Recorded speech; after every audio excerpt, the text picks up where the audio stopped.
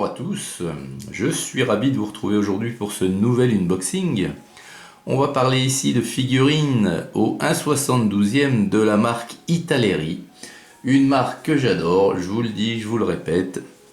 Ces figurines sont d'une finesse et d'une beauté incroyable, vraiment des figurines de grande qualité. Ici c'est la référence 6137. On va parler des légions impériales de l'Empire romain tardif. Alors tardif, c'est-à-dire des légions romaines qui se trouvent aux alentours du 5-6e siècle. Alors c'est sur le déclin de l'Empire romain, clairement. Juste avant que, avec les grandes migrations, les peuples barbares, décime tout simplement l'Empire romain et signe sa disparition pour l'Empire romain d'Occident, j'entends.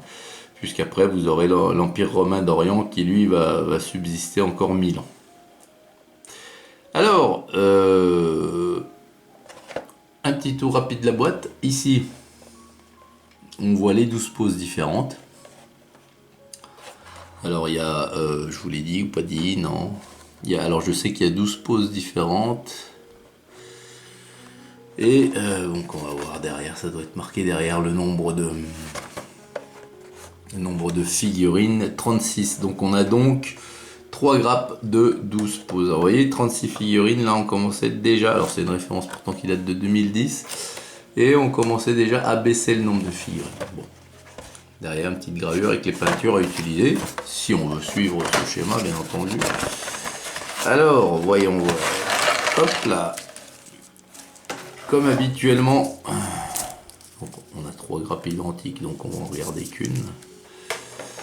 Et puis le petit papier, les Italeri sont, je vous réexplique. Tout simplement, si vous aviez un manque dans votre boîte ou une figurine de cassé ou quelque chose qui n'allait pas tout simplement, vous remplissiez ce petit papier que vous renvoyez à Italeri. Et c'est le service après-vente, tout simplement. Alors, voyons voir. Donc, déjà, première constatation. Alors, je vais déjà, faire un peu comme ça.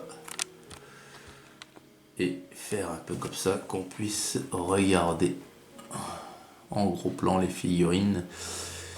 Qui, alors, m'ont l'air extrêmement chouette. Alors le plastique, c'est un beige, c'est tan, la couleur, on appelle ça, je crois. Alors, ici on a un guerrier romain, enfin un légionnaire,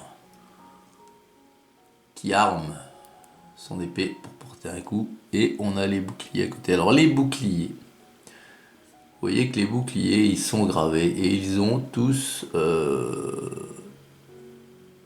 alors je regarde vite fait, oui, ils ont tous quelque chose de gravé dessus.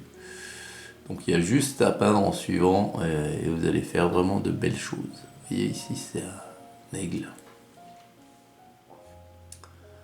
Alors, hop, allez, gros plan sur le visage de celui-ci, là c'est le premier, et voilà, et c'est superbe. C'est superbe, on voit qu'il est en train d'hurler avec un air agressif. Vous voyez les traits de son visage. Et puis les tuniques, les tuniques qui étaient déjà plus du tout les mêmes. Il n'y a plus d'uniformité comme il pouvait y avoir au niveau du grand empire romain au moment de sa splendeur.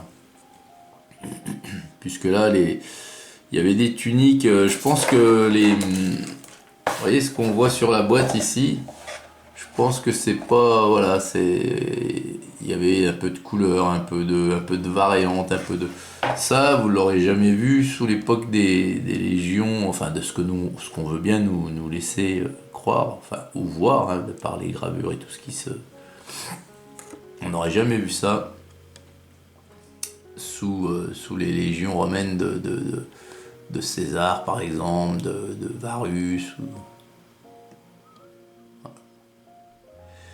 Alors ici, on a ce qu'on appelle le Draco. Alors le Draco, c'était tout simplement l'emblème.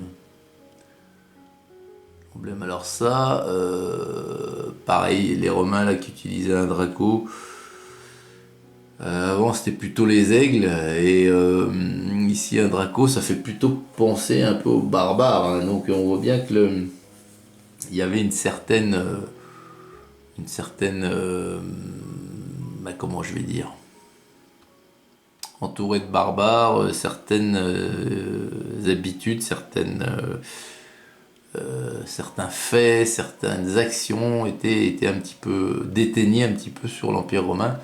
Et le fait de porter un Draco, là, je sais pas, pour un Romain, c'est bizarre. Voilà, lui, il a une cotte de maille très très bien gravée.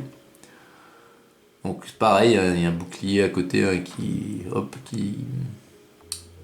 va avec cette figurine. Celui-ci, là, il est pas mal. Enfin, ils sont tous pas mal, mais je veux dire la pose. Ils sont vraiment, vraiment jolis. Sincèrement, c'est vraiment chouette.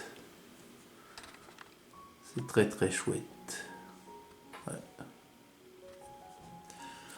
Ensuite, l'étage du dessous, donc lui, qu'est-ce qu'il fait? Il marche. Il marche avec son bouclier, pareil, hein, donc celui-ci ou celui du dessus, là, vous voyez. Lui, par exemple, il est en première ligne avec sa lance à l'horizontale et il avance avec son bouclier ici que vous mettez là. Je sais pas, j'espère que je voulais, parce que je regarde hors caméra et voilà, c'est de lui que je voulais vous parler. Ensuite, à côté, on a un archer. Alors les archers, vous voyez qu'ici, ils ont même pas de casque, hein. Ce sont des espèces de bonnets.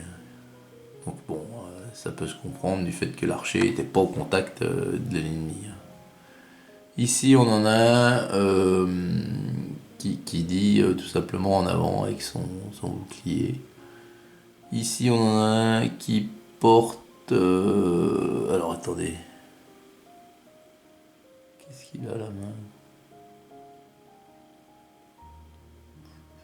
Je pourrais dire une petite... je sais pas. Petite flèche, je sais pas ce que vous en pensez, mais... Vous voyez? Il y a une petite flèche. Ouais, et puis il a le bouclier là, alors je sais pas. Ici, on en a un avec un casque à crête. Ça lance, hein, après, voilà. Ensuite, ici, pareil, un casque à crête, le glaive tiré, le bouclier devant lui. Un autre ici qui va lancer son pilum. Enfin, ça ressemble à un pilum. C'était peut-être plus des pilums à l'époque, je sais pas. Et encore un archer ici. Alors, ce qu'on peut dire, c'est que vraiment la qualité des figurines est là, tant dans les poses que dans la finesse de la gravure, hein. Bon, mais ça, c'est pas étonnant. Je m'attendais pas à autre chose de la part d'Italeri. L'exactitude historique par rapport aux figurines représentées dans leur équipement, leur habillement, ça a l'air pas mal aussi, hein, parce que c'était plus l'Empire romain que tout le monde connaît et qui est représenté bien plus que celui-ci d'ailleurs. Et si, franchement, c'est encore des belles figurines. Italeri là, nous gratifie encore d'une belle boîte. Voilà. Le Draco, si quelqu'un a une explication, alors je pourrais trouver, hein, sur le net, je pense. Mais si quelqu'un en commentaire peut me dire à quoi correspondait ce Draco dans les légions romaines. Ça, alors c'est encore peut-être dans l'Empire romain d'Orient. Ça aurait été possible de voir des légions, enfin des Romains avec ce genre d'emblème. Mais là, on est bien sur une référence qui nous montre les soldats romains de Rome, hein, les légions romaines de l'Empire, à la fin de l'Empire romain, mais on est bien toujours sur Rome, l'Empire romain d'Occident. Donc voilà les amis, bah écoutez, dites-moi ce que vous avez pensé de ces figurines en commentaire. Moi je trouve qu'elles sont encore superbes. Et puis, très bonne journée à vous tous, puis à très vite pour une prochaine vidéo. Salut!